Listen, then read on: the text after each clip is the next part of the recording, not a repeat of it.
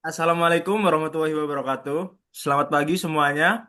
Pertama-tama, marilah kita panjatkan puji syukur kehadirat Tuhan Yang Maha Esa yang telah memberikan kenikmatan dan kesehatan sehingga kita bisa melakukan presentasi pada hari ini. Selanjutnya, kami mengucapkan terima kasih kepada Ibu Eni selaku dosen PTBE yang telah membimbing kami dalam pembelajaran dan membantu dalam menyusun laporan ini. Di sini, kelompok kami akan mempresentasikan laporan yang berjudul Kendaraan Listrik sebagai salah satu solusi utama dalam mengurangi pemanasan global dan polusi udara. Namun sebelum itu, izinkan kami memperkenalkan diri terlebih dahulu. Perkenalkan, nama saya Andika Rifki Pratama dengan NIM 101325088. Perkenalkan, saya Gazianti Raffi Zata Amani dengan NIM 101325003. Perkenalkan, nama saya Muhammad Zainal Dewi Pasha dengan NIM 101325093. Dan yang terakhir, perkenalkan nama saya Rifki Ahmad Gufron dengan NIM 101325203. Oke, jadi pertama-tama kita akan masuk ke dalam daftar isi. Daftar isi yang pertama adalah latar belakang, yang kedua itu ada apa itu kendaraan listrik, yang ketiga rumusan masalah, yang keempat tujuan penelitian, yang kelima aspek yang dikaji, yang keenam metode yang digunakan, yang ketujuh hasil penelitian, yang ke-8 saran, dan yang terakhir kesimpulan. Kita masuk ke dalam latar belakang. Peningkatan emisi gas rumah kaca khususnya dari sektor transportasi berbahan bakar fosil menjadi penyebab utama pencemaran udara dan perubahan iklim di Indonesia. Jumlah kendaraan bermotor yang terus meningkat memperparah kualitas lingkungan dan kesehatan masyarakat. Oleh karena itu, kendaraan listrik dikembangkan sebagai alternatif transportasi ramah lingkungan yang mampu menekan emisi karbon, mengurangi ketergantungan pada bahan bakar fosil, serta mendukung upaya pemerintah dalam mewujudkan ekonomi hijau dan pembangunan berkelanjutan.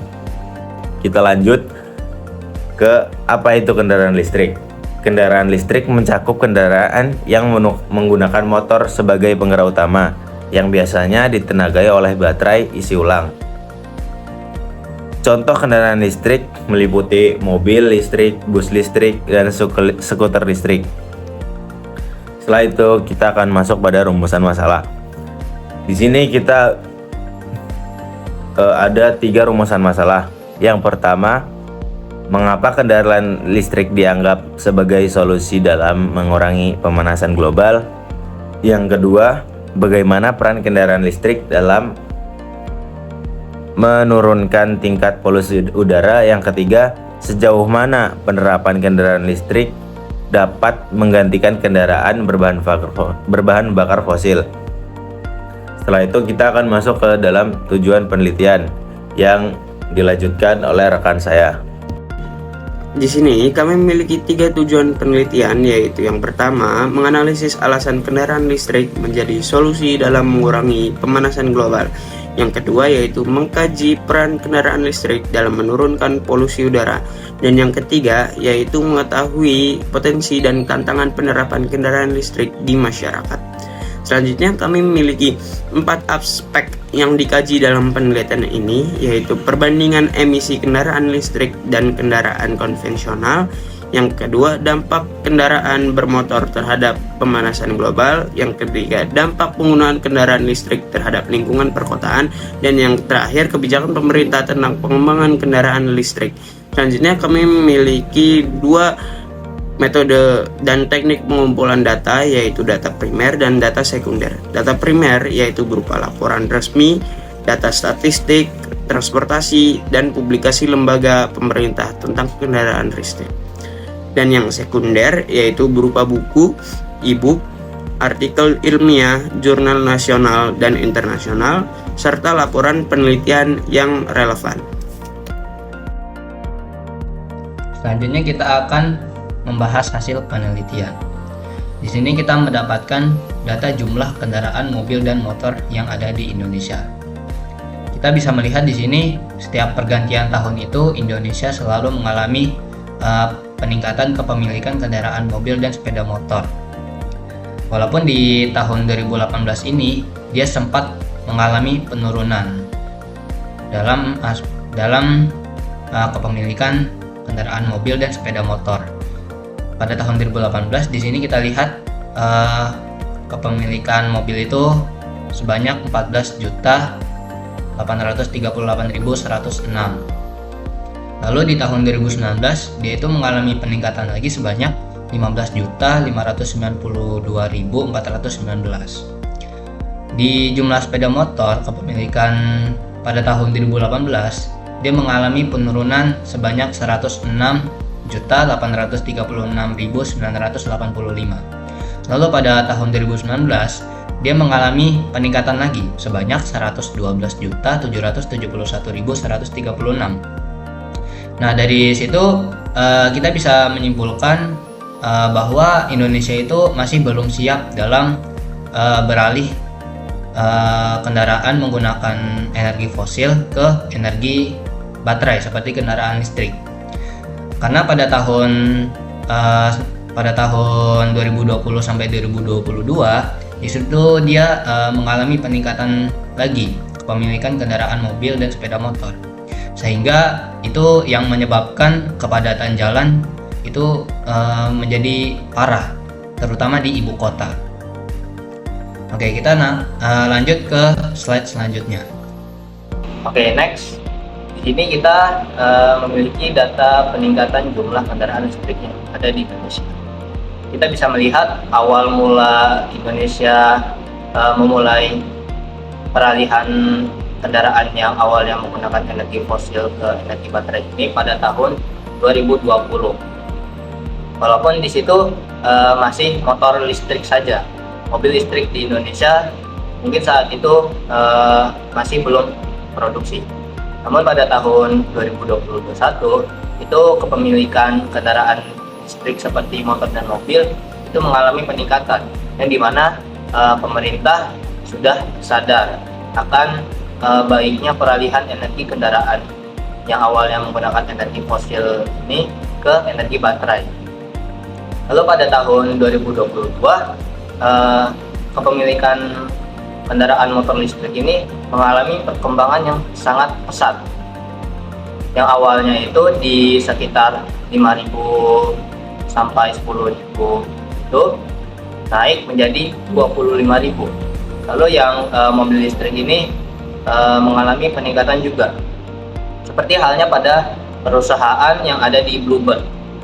Saya jadi bisa memberikan kesimpulan bahwa pemerintah saat ini ingin mengubah kendaraan yang awalnya menggunakan energi fosil ini beralih ke energi baterai, sehingga kita bisa membahas pada slide selanjutnya kalau kendaraan listrik ini dapat mencakup banyak manfaat, yaitu kita bisa mengurangi polusi udara, tidak menghasilkan emisi gas, lalu biaya operasionalnya juga lebih murah, dan kita bisa menghemat sumber daya alam karena seperti yang kita tahu bahwa energi sumber daya alam yang ada di Indonesia itu sering kita pergunakan secara terus-menerus, dan saya yakin mungkin itu pada tahun-tahun selanjutnya itu pasti akan berkurang, dan kita takutnya energi yang kita punya itu akan habis, sehingga kita harus menyiapkan solusi dalam peralihan energi itu. Salah satunya seperti kendaraan listrik ini, yang dimana kita mengubah yang awalnya dari energi fosil ke energi baterai, sehingga pada akhirnya kita mendorong transisi ke energi terbarukan. Nah, lalu pengembangan mobil listrik dan sepeda listrik ini memiliki potensi besar secara signifikan untuk mengurangi emisi polutan seperti CO, NOx, HC, SO2, dan PM. Oke, nah kita selanjutnya.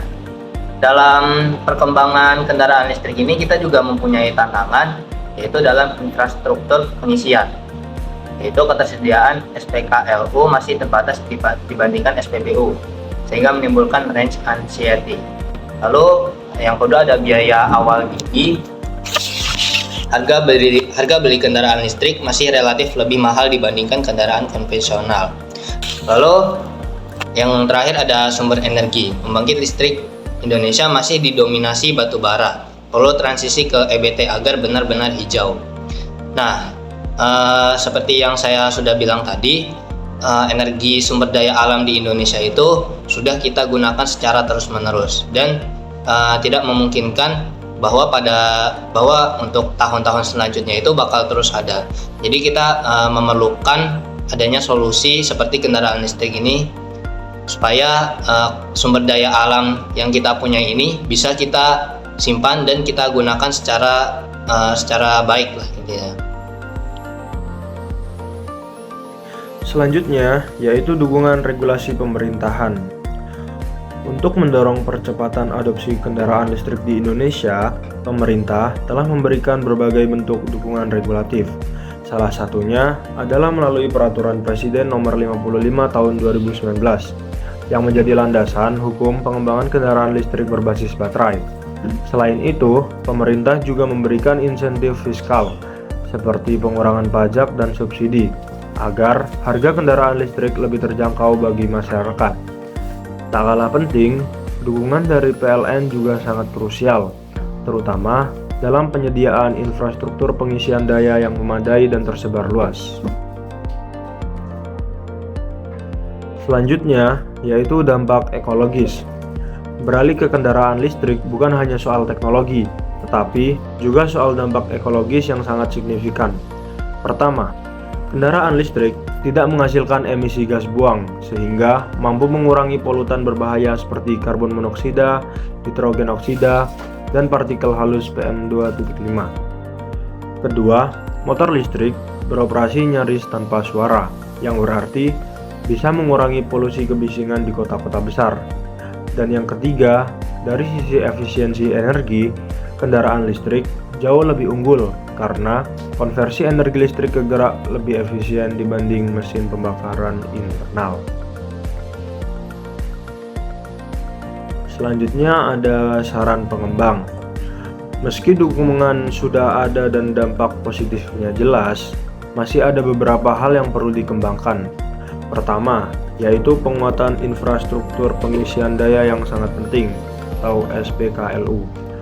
Harus diperluas ke luar Pulau Jawa agar masyarakat di daerah juga menikmati kendaraan listrik. Lalu yang kedua, ada insentif dan dukungan finansial perlu ditingkatkan. Misalnya, melalui subsidi harga agar kendaraan listrik bisa dijangkau oleh kalangan menengah. Dan yang ketiga, pengembangan industri lokal harus diprioritaskan seperti hilirisasi nikel menjadi baterai litium agar kita tidak terus bergantung pada impor. Lalu yang terakhir yaitu kesimpulan. Kendaraan listrik hadir sebagai solusi alternatif utama untuk menekan pemanasan global dan pencemaran udara. Sebab ia menghasilkan emisi gas rumah kaca yang jauh lebih sedikit ketimbang kendaraan yang menggunakan bahan bakar fosil. Dengan mengganti mesin pembakaran internal, kendaraan ini mampu mengurangi polutan seperti CO2, NOx, dan PM yang sering menjadi sumber masalah kesehatan utama di area urban.